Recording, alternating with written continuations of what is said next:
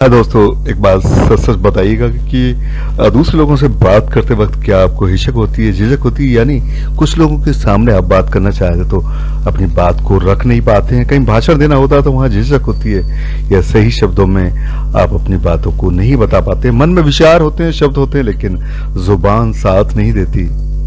दोस्तों, क्या ये आपके साथ ही है?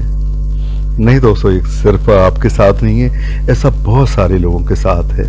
और इसका नुकसान ये होता है कि हमेशा जिंदगी में अपनी बात रखनी पड़ती है और आप अपनी बात रख नहीं पाते हैं। कुछ आपके अनुभव होते हैं, कुछ ज्ञान होता है, कुछ वृत्तांत होता है और आप उसे बयान नहीं कर पाते। आप अपनी बात को कह नहीं पाते, आपका कोई पक्ष होता है, अपनी बात को रख नहीं पाते, शब्द काम नहीं करते, जुबान काम नहीं करती। और सबसे बड़ी बात है कि हर आदमी की अपनी पर्सनालिटी होती है, मौलिक रूप से वो कुछ होता।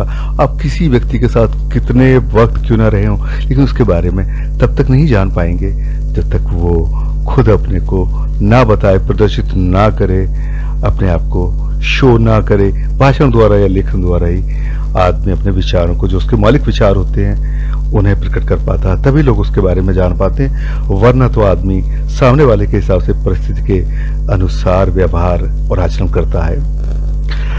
क्या इससे मुक्ति पाई जा सकती है? यानी कि इसमें इम्प्रूवमेंट किया जा सकता है, इसी हिचक और झिझक में, और ये जो दूसरे लोगों के सामने अपनी बातों को ना कहने वाली जो बात है, उसमें शब्द नहीं आते और जुबान काम नहीं करती। तो क्या आप भाषण दे सकते हैं, दूसरे लोगों के सामने अपनी बात को रख सकते हैं? क्या इसमें इम्प्रूवमेंट कर सकते हैं? देखिए, मेरा कहना यह है कि आप एक शब्द भी दूसरे लोगों के सामने अगर नहीं बोल पाते हो, तब भी आप जो है अपनी बात रखने को और भाषण देने के काबिल हो जाएंगे।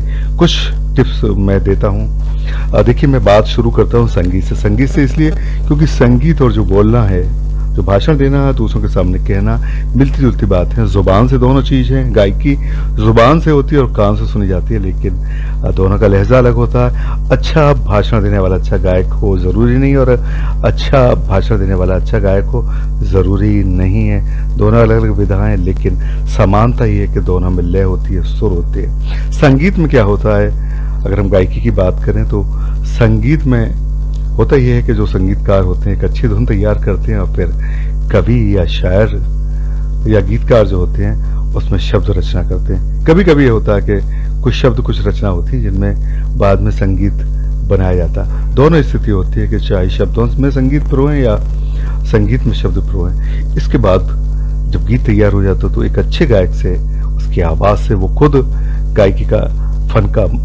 उस फन का मास्टर होता है, अपना सुर देता है, अपनी आवाज देता है और एक खूबसूरत गीत बन जाता है। ऐसा कभी कभी कि हमेशा के लिए अमर हो जाए।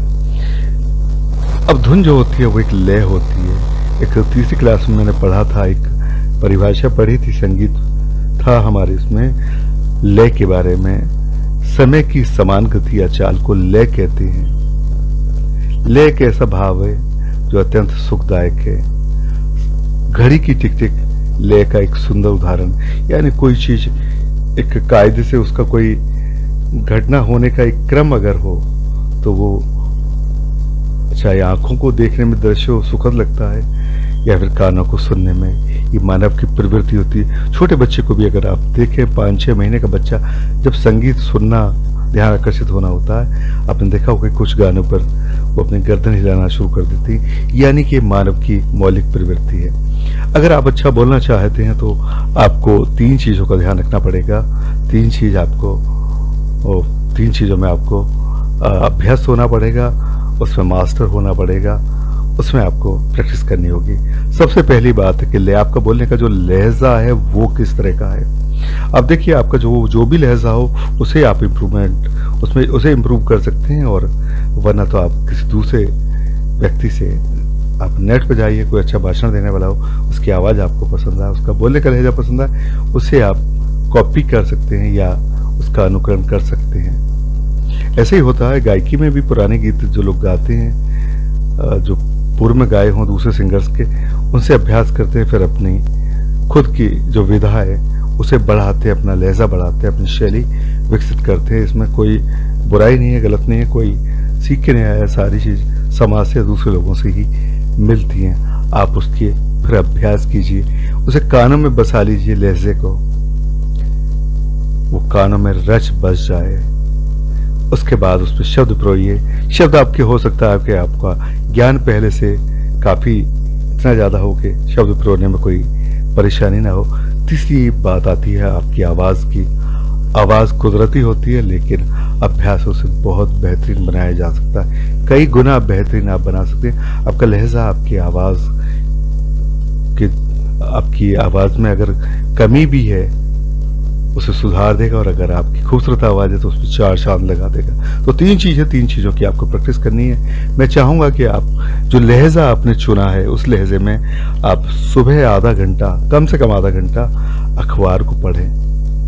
एक तो अखबार लगभग सभी लोग पढ़ते हैं, तो आपका अभ्यास जो आपको अलग से उसमें वक्त नहीं देना पड़ेगा। सिर्फ आपको बोल बोल के अखबार को ऊपर से नीचे तक पढ़ना है। लहजा वो होना चाहिए जो आपने चुना है।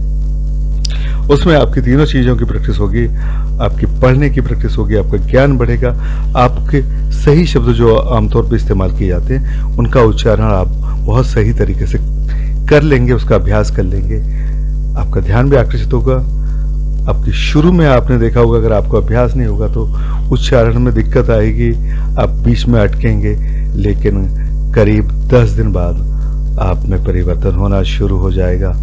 करीब 20 दिन में काफी अंतर होगा। 1 महीने में आप अच्छे में आ जाएंगे और 3 महीने में आप मास्टर होने की तरफ बढ़ जाएंगे। सिर्फ यही उपाय है, अभ्यास अभ्यास अभ्यास अभ्यास। इसी बीच आप ऐसा कर सकते हैं कि अच्छा भाषण देने के लिए किसी खास विषय में आप निपुणता चाहते हैं, उससे संबंधित लेख, आर्टिकल और कहीं कोई भाषण हो, उन्हें जरूर सुन लीजिए। उससे संबंधित सभी शब्द आपके जुबान में आ जाने चाहिए, यानी उनका उच्चारण आपके द्वारा कर लिया गया हो, यह अभ्यास हो जाना चाहिए। जब आप ये करेंगे तो आपका कॉन्फिडेंस बढ़ेगा। आप में अगर कॉन्फिडेंस नहीं होता, जो कि आपको पता नहीं होता है कि आपको कौन से शब्दों का चयन करना है, तो आपका शरीर आपका साथ नहीं देता है। आपको अगर कोई बचपन की कविता याद है, या आपको कोई टेबल याद है यानी पहाड़ा याद है, या कोई ABCD याद है, लाखों की भीड़ अगर हो आपसे कहा जाए तो आपको कॉन्फिडेंस, आपके शरीर को, जुबान को, दिमाग को कॉन्फिडेंस होता है कि आप उसे सुना देंगे, तो आप उनके सामने भी ना की बराबर घबराएंगे। लेकिन भाषण देने को कहा जाए, कुछ बात कहने को, तो चूंकि कॉन्फिडेंस नहीं होता, शब्दों को आपको अकाल होता है, कमी होती है, या जुबान और दिमाग का कॉम्बिनेशन, उनका जो तालमेल है वो नहीं होता है, इस कारण से दिक्कत होती है। जब आप अच्छी तरह अभ्यास कर लेते हैं तो जो भी आप शब्द बोलेंगे या अगला शब्द आने वाला होगा, आपका दिमाग उस जुबान पे पहले उस शब्द को ले आएगा। यही कला है। बहुत सारे लोग इतना अच्छा भाषण देते हैं, आप भी दे सकते हैं, अच्छे वक्ता बन सकते हैं। मैं आपको विश्वास दिलाता हूं कि आप कितना भी पब्लिक के सामने हिचकने वाले हों, झिझक आप में हो, आप कोई एक दो शब्द नहीं बोल पाते हो, लेकिन आप निश्चित रूप से अच्छा बोल पाएंगे।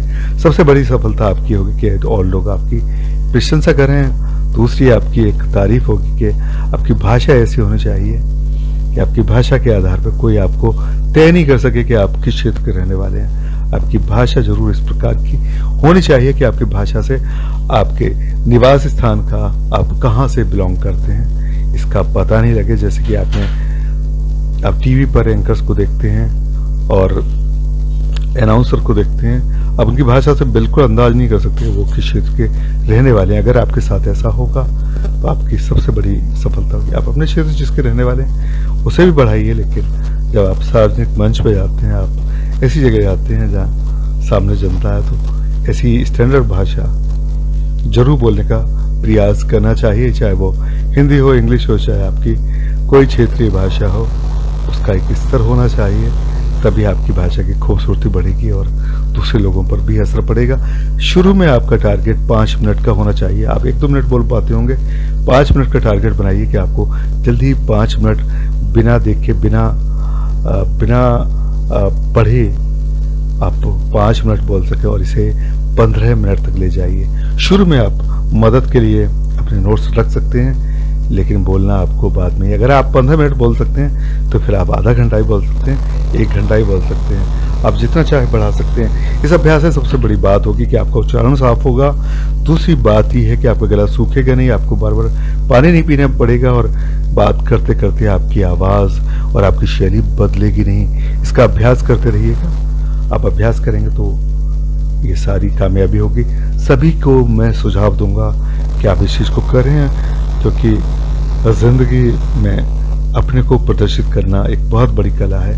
आपकी पर्सनालिटी, आपके करियर में ये चीज आपको मदद करेगी, आपको दूसरों से अलग करेगी या दूसरों में शामिल करेगी। आप अलग थलग नहीं होंगे, आप सभी लोगों में शामिल हो जाएंगे। कुछ और मैं आपको सुझाव देना चाहूंगा। कुछ खास विषय पे जरूर आपको अपने नोट्स तैयार रखने चाहिए, उनका अभ्यास कर लेना चाहिए। किसी का बर्थडे, कोई फंक्शन है, उसके हिसाब से कोई विदाई समारोह है, आपको सम्मानित किया जा रहा है, या कोई राष्ट्रीय त्योहार है, कोई धार्मिक त्योहार है, ऐसे ही किसी खास मौके, ऐसे 5-6 मौकों के लिए आप अपने भाषण तैयार रखिए, उनका अभ्यास करिए, बल्कि उन्हें एक तरीके से रट लीजिए। जब भी जरूरत पड़े और कहीं ऐसा कोई समारोह आपको कहा जाए तो आप एकदम जाएं वहां पर और धारा प्रवाह आकर्षक ढंग से अपने विचारों को प्रस्तुत कर सकें।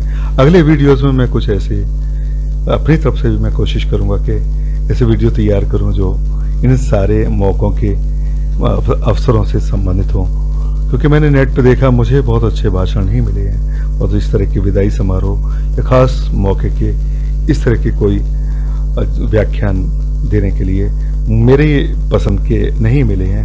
मैं कोशिश करूंगा, आप भी कोशिश कीजिए, हम सब मिलकर कोशिश करेंगे कि हम इस तरह के व्याख्यान शेयर करें आपस में और एक दूसरे को बढ़ाएं। उम्मीद है वो आपको पसंद आएंगे।